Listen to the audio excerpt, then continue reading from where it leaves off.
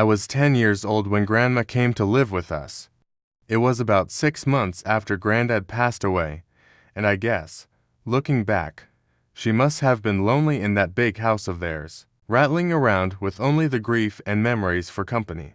So, despite a few protests from Mum, my parents took her in. There were no protests from me. None at all. Grandma was loud and fun, and I loved her. She had an almost limitless supply of boiled sweets, and she'd always slip me a couple whenever she saw me. She was always the first to stick up for me when I got in trouble, too. But it was her stories I loved best. Grandma had all kinds of stories.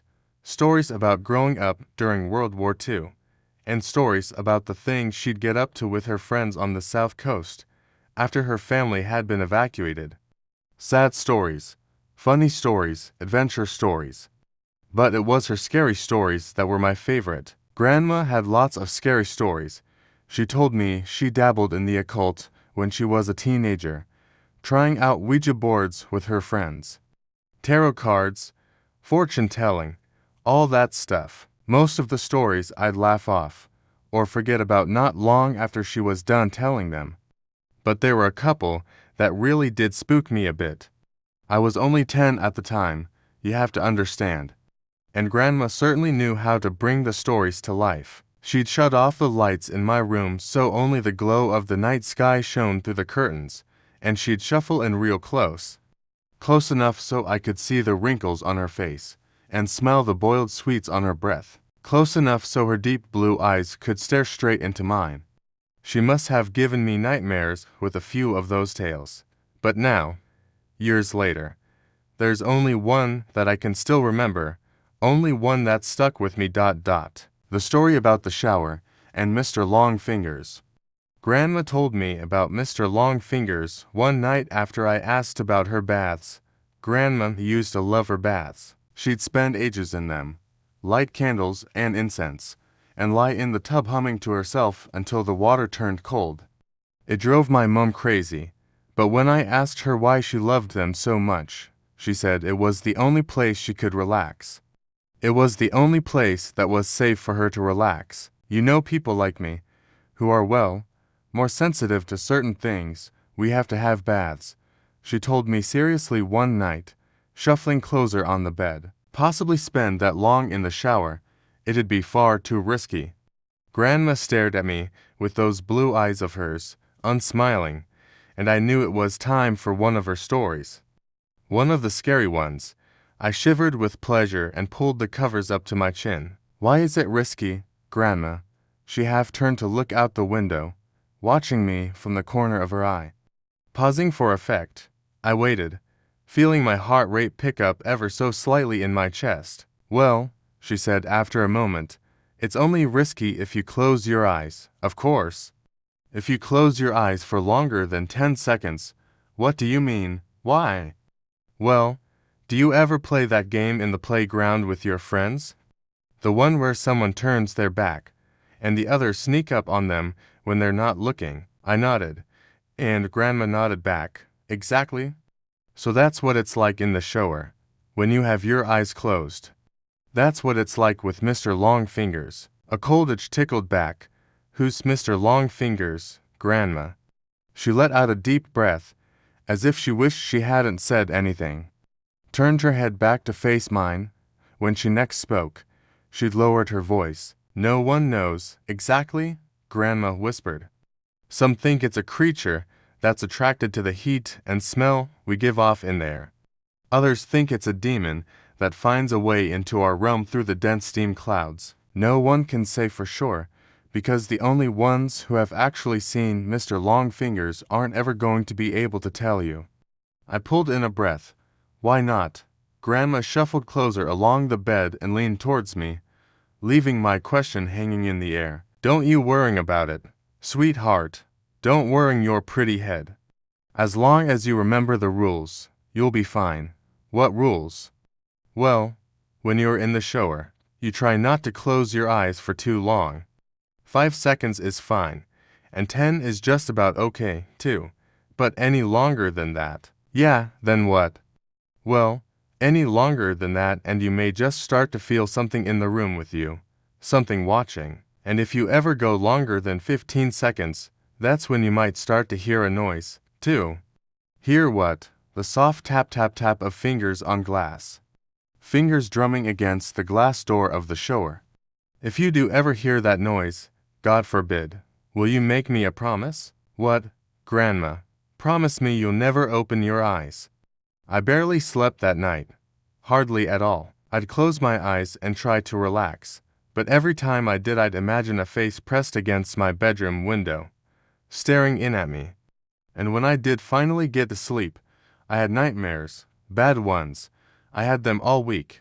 In fact, dreams about disembodied eyes watching me in the dark, and long fingers reaching out to touch my exposed skin. It wasn't any better when I was awake, either. Not really. The shower was the worst. That's when Grandma's story really got to me. I'd never thought about it before, but suddenly had trouble shutting my eyes in there. I'd be standing beneath the beating water, shampoo running down my face, and as soon as I squinted my eyelids closed I'd hear Grandma's words running through my head. 5 seconds is fine, and 10 is just about okay, too, but any longer than that, I'd rub my hair fast, feeling the shampoo dripping off my chin, and as soon as I'd counted past 5 seconds I'd feel it, a sort of pressure, not a feeling of being watched, exactly, but something close to that. I'd run my fingers faster and faster through my hair, frantically trying to get the suds out, and the ready blackness behind my closed eyes, coupled with the rush of water in my ears, would feel like a held breath, like the silence before a scream. The seconds would race through my mind, and I'd be so desperate to open my eyes again that I'd sometimes do it before my hair was rinsed fully clean, and my eyes would sting with shampoo. But before I shut them again, I'd always be sure to peer out through the steamed glass door of the shower cubicle, just to make sure I was still alone. It wasn't long before Mum realized something was up. She heard me crying out in my sleep one night and came in to comfort me, asked me what the matter was, and it all came out. I told her about Grandma's stories, and about our long fingers. She got this look on her face when I was telling her like she used to get with me when I'd made her really mad. This wide-eyed, angry look. Only this time she wasn't angry with me. She was angry with Grandma. My parents' room was next to mine, and sometimes, if I pressed my ear against the wall, I could hear them talking in there, soft whispers. That night, though, after Mum was satisfied I wasn't scared anymore and she'd gone back to her room, the whispers weren't soft at all. Oh no, I heard Mum hissing to Dad about Grandma, about the story she told me. Mum's voice floated through the wall, sharp and crisp. You know what your fucking mother said to him now, don't you, Simon? Dad's response was an unintelligible mutter. She's told him there's a monster that'll get him if he shuts his eyes in the shower. A monster. The poor kid's been having nightmares about it all week. Seriously, Simon, you'd better say something to her tomorrow morning, first thing. Or I will. Grandma came to visit me in my room the following night. That time, as she perched on the end of my bed, there were no stories, nothing like that. Grandma just sat there and stared down at me, her blue eyes wide and sad. The light from the moon outside my window lit up her wrinkled face. You know I'd never let anything bad happen to you, don't you? She said after a moment. I nodded my head. I know, Grandma. You know I wouldn't let you come to any harm. I nodded again. Okay. Good, that's good. She looked away from me for a moment, out the window. You know, the things I tell you in the evening are meant to help you, sweetheart. They're meant to toughen you up a bit, protect you. She paused and shook her head. But maybe your mum's right. Maybe I went too far this time. She looked down at me and smiled.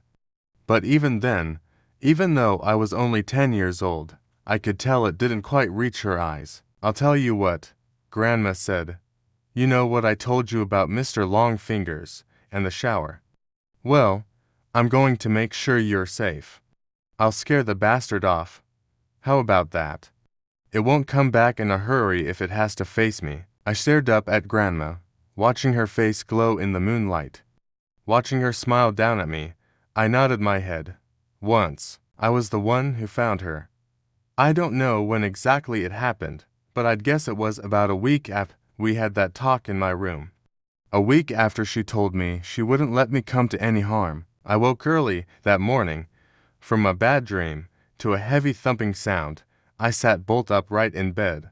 My room was quiet around me, and I couldn't hear anything from the wall that joined my parents' room, either. But the house wasn't entirely silent.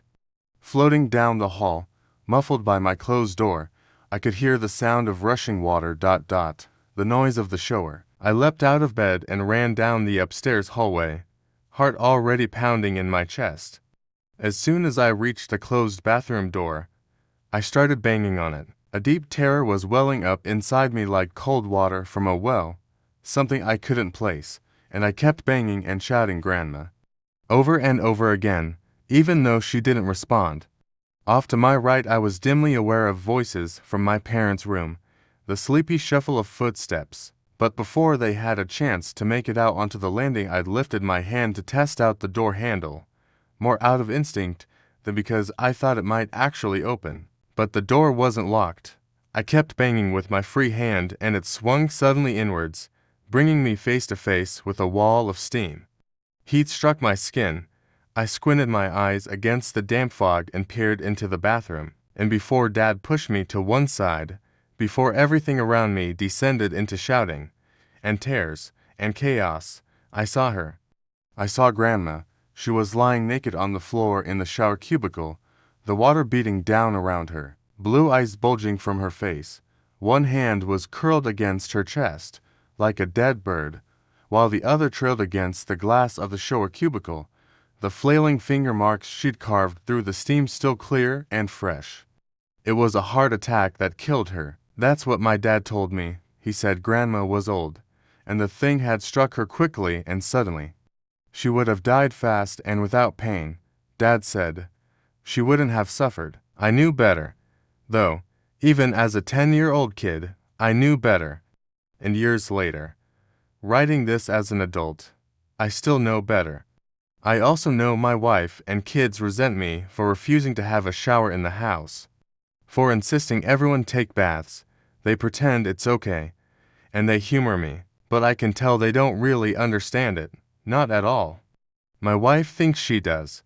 She thinks I still carry the trauma of seeing my grandmother dying in front of me when I was little. I guess she's right, in a way. But she doesn't know the full truth. Nobody does. And no one would believe me even if I told them. No one would believe me if I said the reason I don't take showers, the reason I haven't had one since I was 10 years old, isn't because I'm scarred from the sight of a dead body. It's because all those years ago, when I crept back into the still hot bathroom after the paramedics had taken Grandma's body downstairs, I made sure to check the marks her fingers had carved through the steamed glass of the shower cubicle. And those marks weren't just on the inside. Subscribe and like for part 2.